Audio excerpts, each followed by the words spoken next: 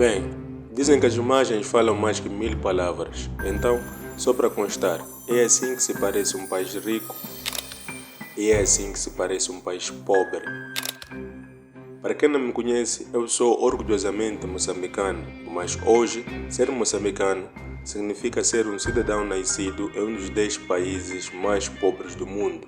Sim, segundo o Banco Mundial no seu último relatório de 2019, Moçambique ocupa a 7ª posição da lista dos 10 países mais pobres do planeta. Como você já deve ter imaginado, fiquei revoltado ao saber disso e eu quis saber porquê. Por que nós somos tão pobres assim? Por que não temos prosperidade e abundância? E finalmente tive o interesse em entender como alguns países enriquecem e os outros não.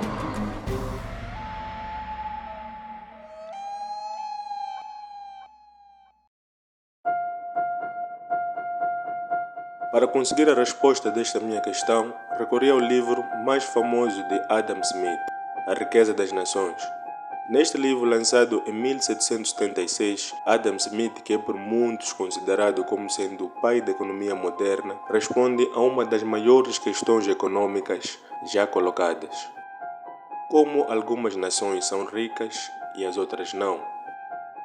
Adam Smith, após passar uma década estudando para responder a essa pergunta, chegou à seguinte conclusão: para que uma nação enriqueça, ao contrário do que antes se pensava no sistema mercantilista, que a riqueza de um país vinha através da quantidade de dinheiro que o país acumulasse, neste caso o ouro e a prata, para Adam Smith, a verdadeira riqueza de uma nação vem através do aumento da produtividade da mão de obra. Em outras palavras, a riqueza de um país vem através do aumento da capacidade que um país tem de produzir bens e serviços.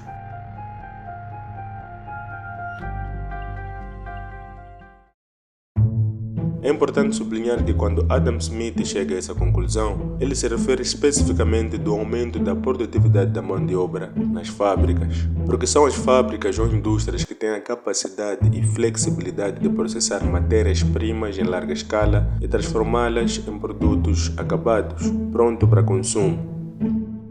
Assim sendo, segundo Adam Smith, podemos afirmar que a existência de fábricas e o aumento da produtividade da mão de obra nessas mesmas fábricas são os ingredientes que tornam um país rico.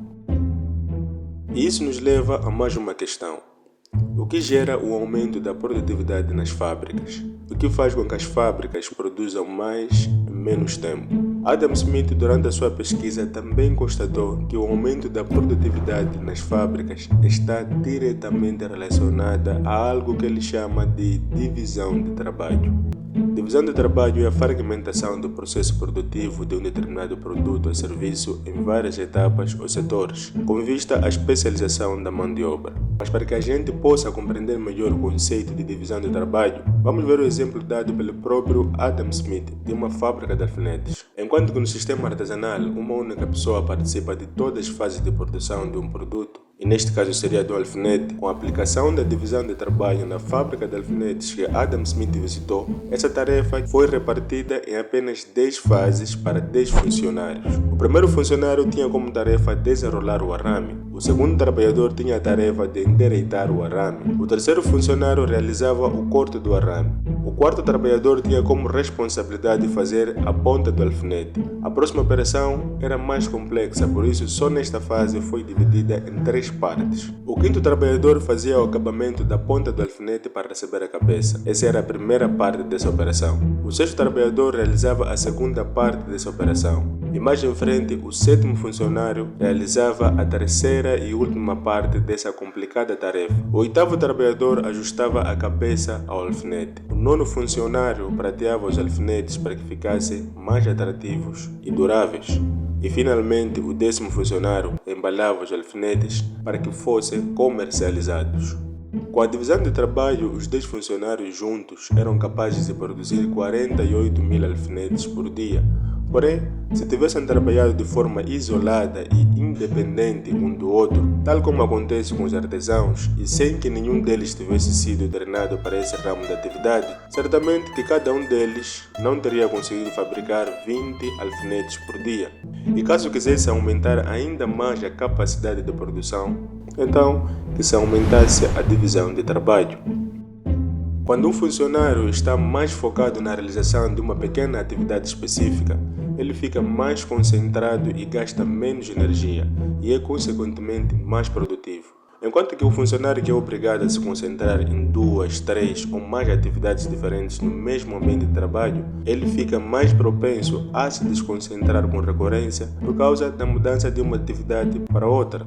Por isso, perde foco com facilidade e gasta mais energia para realizar simples tarefas e, consequentemente, é pouco produtivo.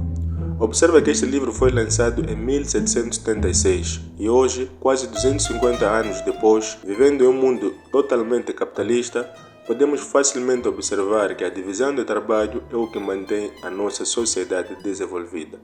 Da forma de como essa sociedade precisa estar organizada, a interdependência entre as pessoas e a especialização das tarefas faz com que um país seja unido, produtivo e, consequentemente, desenvolvido.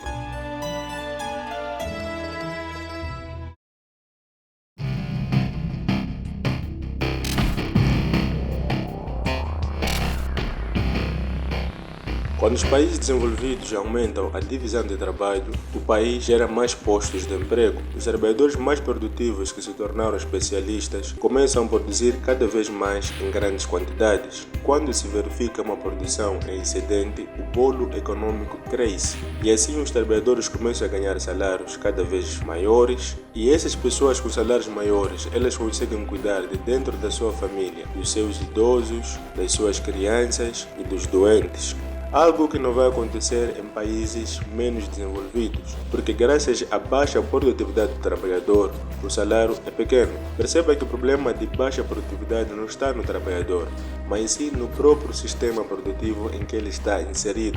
Limita a sua produtividade, porque se você pegar um trabalhador de um país como Moçambique, considerado pouco produtivo, e levá-lo para trabalhar na Alemanha, que é um país com um sistema bastante produtivo, em pouco tempo o trabalhador moçambicano começará a produzir de igual modo a um alemão. Então, a falha não está nas pessoas dos países pobres, a falha está no próprio sistema. Perceba que ser produtivo não quer dizer que você deva trabalhar por várias horas. E trabalhar por várias horas não quer dizer que você seja necessariamente produtivo, porque se você comparar a carga horária de trabalho semanal em países desenvolvidos, por exemplo, na Alemanha, e com um país pobre como Moçambique, você percebe que na Alemanha as pessoas trabalham menos tempo, são mais produtivas e ganham altos salários. Enquanto que em Moçambique, ao contrário, as pessoas trabalham mais tempo, são menos produtivas e ganham baixíssimos salários. Talvez a questão que se deva colocar seja como algumas pessoas trabalham menos e ainda assim ganham melhores salários. Tudo parte do que um país produz, porque não é só saber produzir, é preciso saber também o que produzir. Os tipos de produtos e serviços que um país exporta revelam o nível de conhecimento e desenvolvimento do mesmo país. Quanto maior for a complexibilidade e a diversificação dos produtos e serviços que um país produz e vende, ou seja, exporta, infinitas são as chances do país ser desenvolvido. Imagine uma loja que vende um pouco de tudo e uma outra que só vende um único grupo de produtos. Qual delas tem mais chances de ser bem-sucedida? Hoje, a África apenas extrai os seus recursos naturais e vende, enquanto que os outros compram esses recursos naturais, transformam em produtos manufaturados de maior valor agregado. Isto são carros, aviões, smartphones, computadores, vacinas e muito mais outros produtos diversificados. Para se criar produtos e serviços sofisticados que os países desenvolvidos produzem, é necessário que haja parcerias entre pessoas e entre empresas. E essas parcerias, essa interdependência vai criando cada vez mais uma divisão de trabalho maior. Imagine quantas empresas trabalham juntas para criar um avião. Agora imagine quantas empresas trabalham juntas para extrair diamante. Você consegue perceber o nível de complexibilidade nesses dois setores são diferentes. Construir o avião é mais complexo que extrair recursos naturais. E além do mais, o princípio básico de todo investimento bem-sucedido é a diversificação. Mas infelizmente a economia africana é centrada apenas nos recursos naturais, apenas no que Deus nos deu no seu estado natural. Mas veja este mapa que mostra o nível de complexibilidade da economia mundial. Considere que quanto mais carregada for a cor azul na região mostrada neste mapa, maior é o nível de complexibilidade dessa mesma economia. Agora observe que os países africanos estão distantes dessa realidade. A economia africana apresenta nível de complexibilidade muito baixa, isso porque a nossa economia está totalmente concentrada na indústria extrativa, que é basicamente a extração de recursos naturais. Quer dizer, extraímos e vendemos e quase nada produzimos. Com isso, pouco diversificamos. Veja, por exemplo, as exportações de Moçambique de 2019 comparando com as da Alemanha no mesmo período. Moçambique é considerado um país do terceiro mundo e a Alemanha um país totalmente rico considerado do primeiro mundo. De certa forma, essas duas economias refletem a distinção econômica de dois mundos totalmente diferentes. Por um lado, temos uma economia totalmente concentrada em recursos naturais, portanto, é uma economia muito pouco diversificada e muito menos complexa. E por outro lado, temos a Alemanha, com uma economia bastante complexa e diversificada. Veja que na economia moçambicana existe uma fraca divisão de trabalho, consequentemente a falta de especialistas, e isso gera pobreza. Veja que a estrutura, a divisão de trabalho necessário para a extração de recursos minerais e para a produção agrícola é menos complexa comparada, por exemplo, com uma estrutura para a produção de smartphones, chips, computadores, carros, máquinas industriais. Essa é a diferença que torna a qualidade de vida de um país melhor ou pior, a divisão de trabalho.